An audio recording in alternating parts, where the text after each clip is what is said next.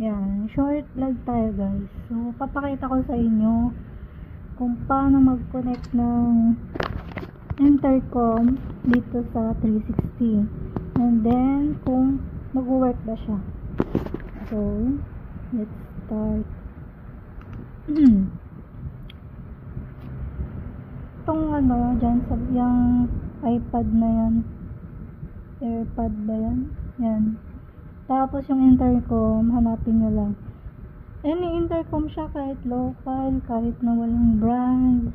Basta yung Bluetooth niya is 5.0 pataas. Sa akin, ayan, device connected.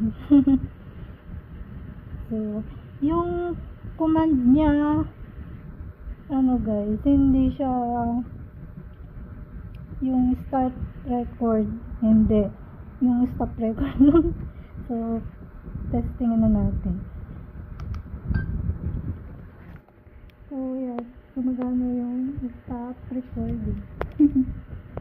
Working siya, guys.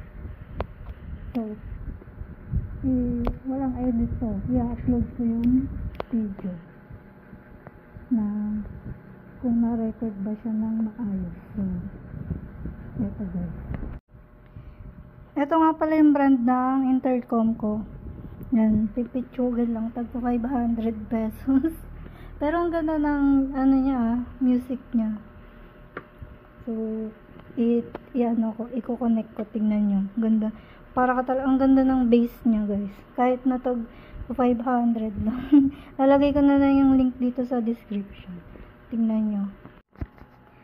Ayun yung Bluetooth niya, i-connect natin. Pairing. Yan, pairing na. So, paparinig ko sa inyo.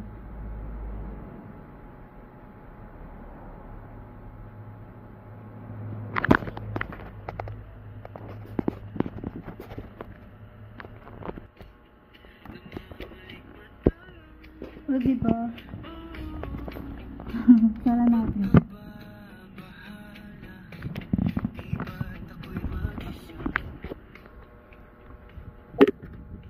Ang ganda ng niya, guys, ng bass niya. Diba? Lakas pa natin. Diba? Ang sarap sound trip. Mag-sound trip habang nagra-rides. Yan. Bukas, magre-release ako ng Mio Gear ko. So, test ride ko siya. Kung malinaw ba. Ang kagandahan pa dito, dalawa yung mic niya. So, kung ayaw mo ng bulky, meron siyang isa yung flat na bilog lang. Ito, guys. Diba? Hindi siya sagabal sa helmet. So, ito yung kinabit ko. Yung bilog lang na flat na ganyan.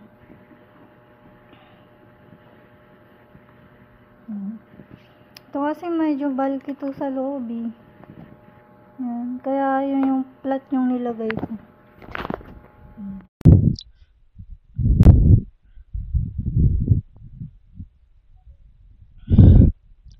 Ito na yung testing ng video natin. Ayan. Kung gagana siya. Iwan lang natin dito. Ayan. Malino yung boses ko, diba? Yan. Diba? Mukha akong tanga. Vroom, vroom, vroom. Yung tinatamad kang mag-test ride sa labas. Diba? So, testingin natin yung command. Stop recording. Stop recording. Test na.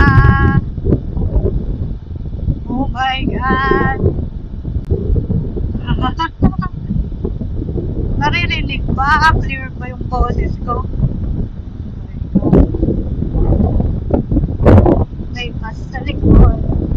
So, test ride and test mic na din tayo, guys. Yun, gabi ngayon eh. Naisipan ko lang mag-vlog. Kasi, inayos ko yung intercom ko.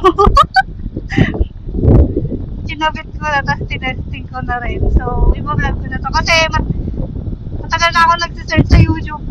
Puro branded yung intercom na nakapost. So, hindi ko alam kung pwede nga sa mga budget meal na intercom ng mga Chinese brand. So, yan o. Hindi ko lang alam kung malakas ang wind noise dito. Pero alam ko may wind cancellation. Ano naman to yung noise reduction.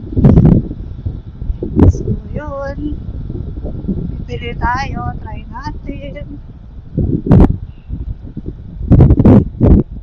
Yung food trip.